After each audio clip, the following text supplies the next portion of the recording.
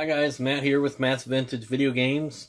So today I want to talk a little bit about pricing, how I price my items that are not part of the $5 games. So if you've been to my shop or you've seen my advertising on Facebook or various other places, you'll know that in my storefront I'm doing $5 video games, and now I'm doing 3 for 10 on those. So basically, you buy two, you get one for free, or you can buy 3 games for $10, which is a really good deal. Now, what I do want to mention is that is my my surplus items, so it's my store stock items in a flea market, so it works to do 3 for 10 there.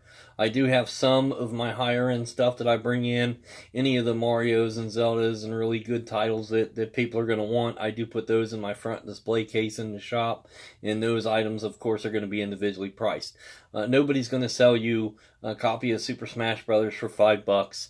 Nobody's going to sell you Ocarina of Time for $5. It's just not going to happen. I know I get that a lot. I get a lot of questions like that. Hey, do you have this game? Do you have this game? And then when I do, they say, oh, that's not $5. No. No, guys, I sell stuff online also.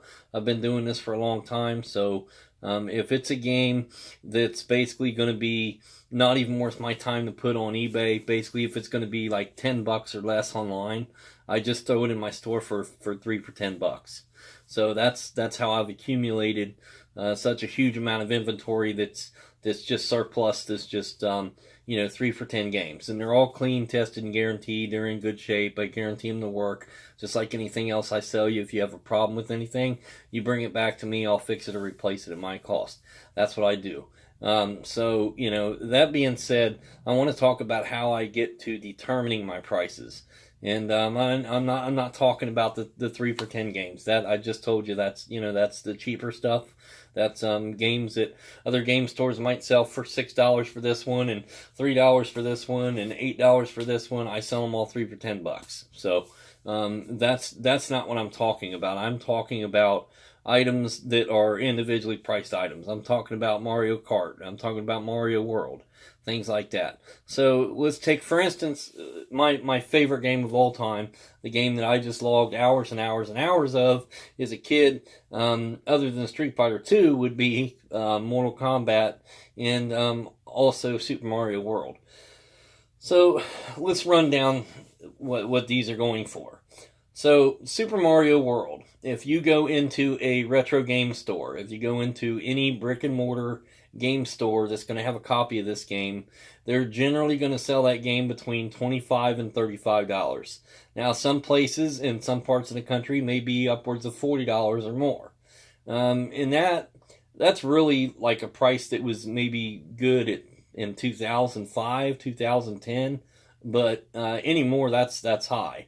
Anybody can whip out their cell phone and scroll through eBay or Amazon and find them for between $15 and $20 quite regularly. So, you can find them for that price all day long. So that's what I sell them for. Now, you can go on Pricecharting if you want, and Pricecharting is going to tell you that I think right now they're still like, Pricecharting says it's a $13 game. But the problem with that is that Pricecharting is not taken in considerations of all the reasons that people have paid that price for the items. Meaning that Pricecharting takes an average of the sold items. So any sold listings on eBay with that title, and any sold listings on Amazon, and maybe they do Etsy and other things. I'm not sure exactly. I believe it's 3 that they take an average of out of 3 venues for selling that game, and then over however many months or weeks or whatever it is, they do their evaluation of that game title, and they'll say that it's right about a $12 or $13 game currently. At least the last time I looked, that's what it was. I'm not going to sell it for $13, and the reason is they're missing the fact that one that might have sold for, say, $8 might have sold because it was an auction on eBay and the person had a 0 next to their name, means that they've never sold on eBay before. So anybody that was going to bid on that was going to be extremely cautious at bidding, and maybe the auction ended at $8 or $4 or $3.62. You just don't know. That number hurts that average on price charting, and it just does. And I know some people want to argue with me on that, and that's fine. You can argue until the cows come home.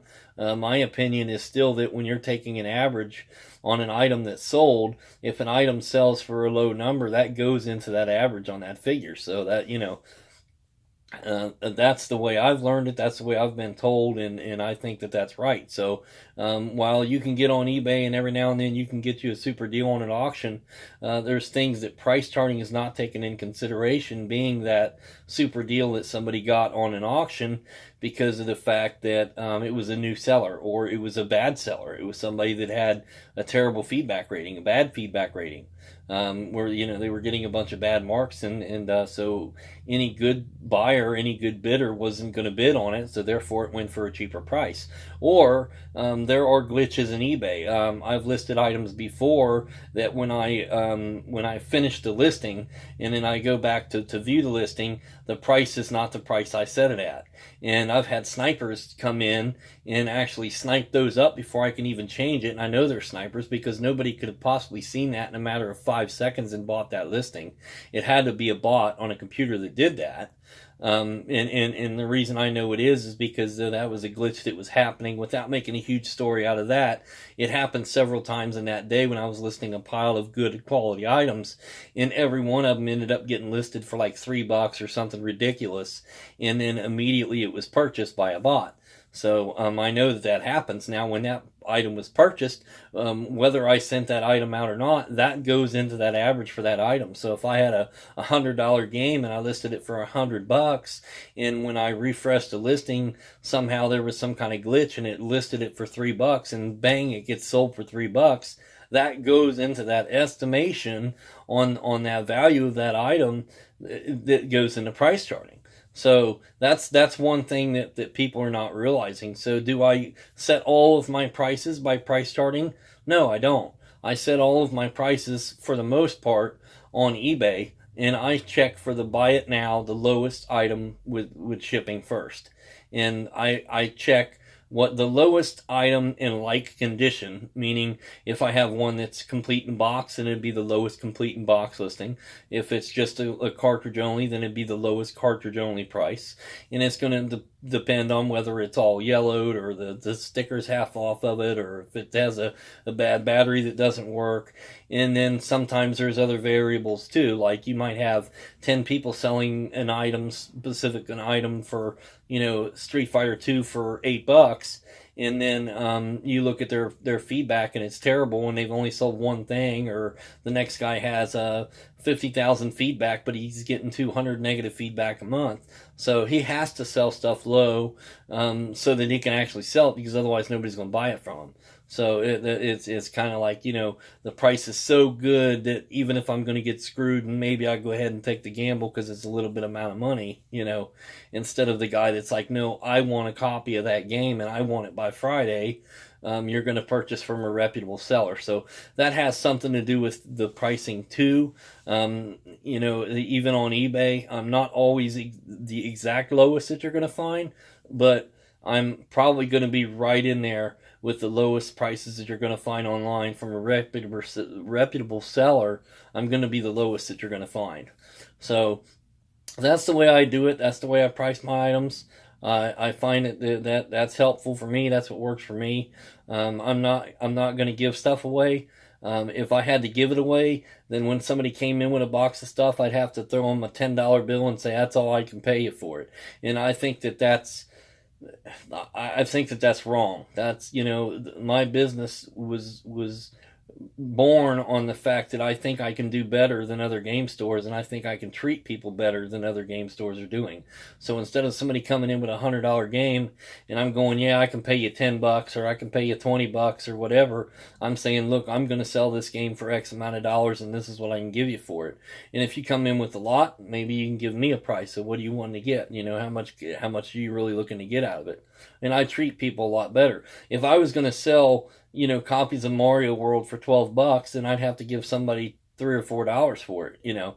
I got rent to pay and bills just like any other storefront, any other business. So there's taxes involved and things that go into play in your prices too. You have to make a profit on things, but I'm not looking to rob people and to rip people off. So I want to give somebody a reasonable price and sell it for a reasonable price. If you bring me a copy of Mario World, I can give you about $8 to $10 for it, depending on what conditions it's in, and I'm going to sell it for $20.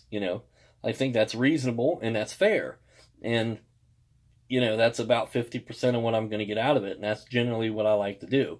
Condition is everything. It's always going to be, contingent on the condition of an item. So if you get a bunch of things in that are just, totally crapped up and just look terrible, I got to take my time to go through everything and clean everything and open everything up, make sure there's no bugs in it or, a bunch of rust or water damage or whatever, and I take that on me. So if I'm buying a bulk amount of stuff that's clearly in rough condition, it's going to be a less price. I'm not going to go through each console and pay up 50% because I don't have time to sit there and do it all right in the middle of my store, and I don't want to do it all right there in the middle of my store. I've got other customers coming in and things going on. It's just too hectic to be able to do it. So sometimes I just have to kind of shoot from the hip and see what, if you bring it to me, what are you trying to get, and we try to get there, But when I'm setting my prices, eBay, buy it now, lowest shipping price is generally a good reference on anything. It gives you the current lowest price that things are selling for, and you can find them about that range. Then it's something you might want to buy. You know what I mean? So if you're out shopping for it and somebody says, well, I want $20 for it, and you look on Pricecharting and it says, well, it's 10. Well, okay, but look on eBay, it might be more like 15 or something after you pay the shipping and stuff. So it's a $15 game. And talk to the person, and you might get it for $15. Otherwise, you might have to walk down the road and find it somewhere else for 15. But I find most generally, when it comes to me and what I do, I'm pretty reasonable on my prices. I'm not giving it away to you. I'm certainly not running a soup kitchen. I'm not giving stuff away. But I'll sell it to you at a really good price, a really fair price. And like I've said before, all my stuff is clean, tested, and guaranteed. So I stand by my merchandise, and I stand what I put out there too. So if you buy something from me and it doesn't meet your expectations, or it doesn't work, or something's wrong with it, you can always come back to me, and I'm going to take care of you. That's the difference between me and what you're going to find in some box lot somewhere in an auction, or what you're going to find off some side of the road yard sale or something. In the difference between me and what some guy on Facebook out there has for sale. So I'm selling you an item in a storefront, and it's a guaranteed product, and I have to make a profit on it, but at the same time, I don't have to price gouge everybody. So, well, everybody says, go with price charting. That's the people that want it for a dirt cheap, super cheap price. Because they're going to take the average of the lowest prices that they've sold for, the lowest prices that they've sold for. So, that's the way you're going to get your lowest price on price charting.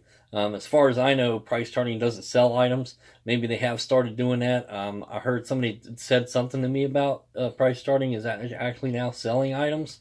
So maybe you can buy it through price charting for those prices. And if you can, great. But I don't know who you're dealing with. You don't know who you're dealing with. So it's kind of another one of those things, just like any old random website or Facebook page out there that somebody's got something for sale. Sometimes, guys, people just don't meet you, or they sell you junk. So, you got to. Sometimes it's worth shopping in brick and mortar, and it's worth shopping local with somebody that you can trust. So, I'm just here to tell you that I'm that guy. If you want a quality product for a reasonable price, come and see me. If you want to overpay for it, go try it on Facebook. See what you can get out there. If you want to underpay and you want to get some garbage, try box lots or dumpster diving. Anyway, I'm just kind of kidding about that, but it's just kind of a nature of my business to even if I'm selling it at a bargain, everybody wants a bigger discount. It's kind of the way of the world. So anyway, I thank you guys for watching. I appreciate it. I hope this information was useful. I hope it helps you when you're determining your prices online. If you have any comments, comment below in the comment section down there. Otherwise, please like and subscribe to my channel. I appreciate it. Find me on Facebook, guys. Facebook.com, Matt's Vintage Video Games, or my website, www.mattsvintagevideogames.com.